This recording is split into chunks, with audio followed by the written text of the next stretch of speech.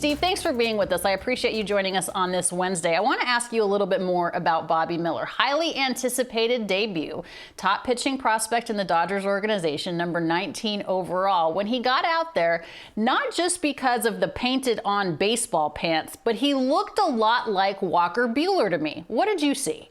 Yeah, I did too. I mean, just electric stuff. I mean, this kid's fastball just jumps on the hitters. How about in the minor leagues? He averaged 99.5 miles per hour. In the game yesterday, 99.4.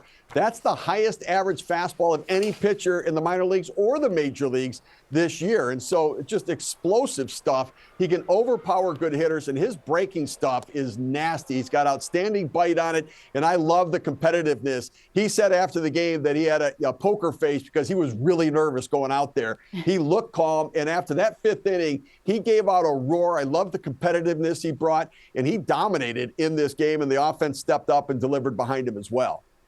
Yeah, 20 friends and family members in the stands certainly gave them a lot to be excited about. Aaron Judge, my goodness, Steve, he's just clutch when it matters the most. Well, he matched his career best, which is 8 home runs in 9 games, and just delivering in the clutch, delivering in the biggest moment in the 8th inning, down a run after failed bunt attempt by DJ LeMahieu in the 7th inning. Judge comes up and he hits the home run in the 9th to be able to send it to extra innings. He ties the game, and he's the guy they rely upon. There's no question about that. But how about an 0-2 count to one of the best closers in baseball, and Felix Bautista hangs a split up in the zone. Judge deposits it over the left field wall. And it's funny, hearing Anthony Volpe talk about it as we did earlier, people sort of expect this out of Aaron Judge right now. I thought Michael Kay's call on it was the best. The captain crunched the ball out of the ballpark, and outstanding call on his part. And Aaron Judge just keeps on delivering. He is red hot since coming off the injured list just a couple weeks ago. Yeah, he's red hot since the side-eye heard around the world, Steve. Okay, I want to ask you a little bit about the Jays. You're not saying that a 20-1 victory over the Tampa Bay Rays is the cure-all. Why?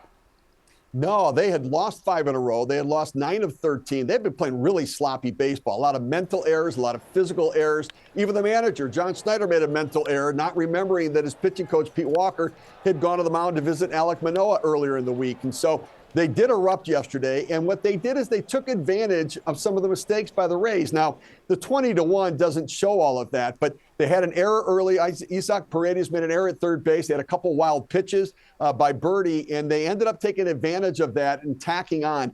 I really do believe that George Springer is the guy that makes this team go. And he had gotten off to a bit of a slow start. He's heating up a little bit right now. They hadn't hit with runners in scoring position, where they have a lot of talent.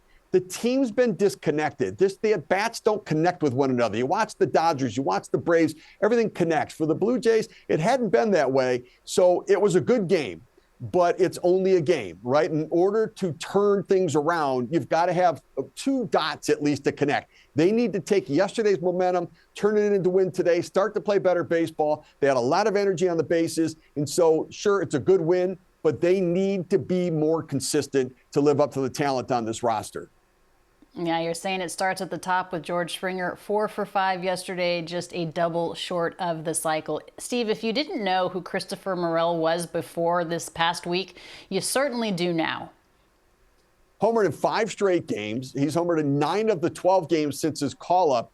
His ex-WOBA, his exit velocities, everything are off the charts with guys with 50 at-bats or more. He is absolutely crushing the baseball. And it seems so interesting. Like, he keeps getting balls up in the zone. Then they think, all right, well, let me throw him something down on the zone. He makes the adjustment on that. But you see the follow-through on his swing. Now, he's got 9 home runs right now in the major leagues. He had 11 home runs in AAA. He's got 20 home runs on the season right now, leading all of baseball in homers. So he really looks locked in. It's a great boost right now and a pleasant surprise. And if you're going to be a playoff team, you need your predictable players to play well. And you need some pleasant surprises. You need some guys to come up and give you more than what you would have expected. The Cubs really needed this. They had lost 7 out of 8 games. They needed to get things turned around, win the first game of the series against the Mets team that had won 5 in a row. Morel red hot right now, and it doesn't look like anybody can contain him. Yeah, maybe not even Nathan Eovaldi. And Nathan Eovaldi has been unbelievable for the Texas Rangers, Steve. When we thought Texas ace, we thought Jacob deGrom, but really it has been Eovaldi. Why? Yeah, he's the ace. I mean, listen, one, because the best ability is availability, and he's been able to take the ball every time. How about over his last 5 starts? Over his last 5 starts, he's averaging over 8 innings pitched in an ERA under 1, 0.83. He's been unhittable at times, explosive with the fastball up in the zone. His cutter has been very effective for him. His split also, be able to get guys to swing over the top of it down in the zone. And here's the thing, he's the best pitcher for the Texas Rangers, but he's the second best pitcher ever from Alvin, Texas.